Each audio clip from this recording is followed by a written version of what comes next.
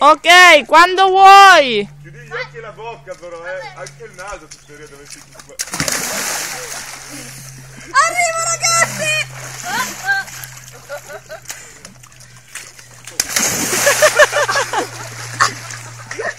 Bellissimo! Vai Mia, grazie. Si torna indietro.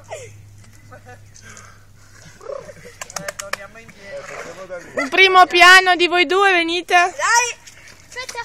Ah, tu passi da lì Fai direttamente. il primo piano anche! Senti?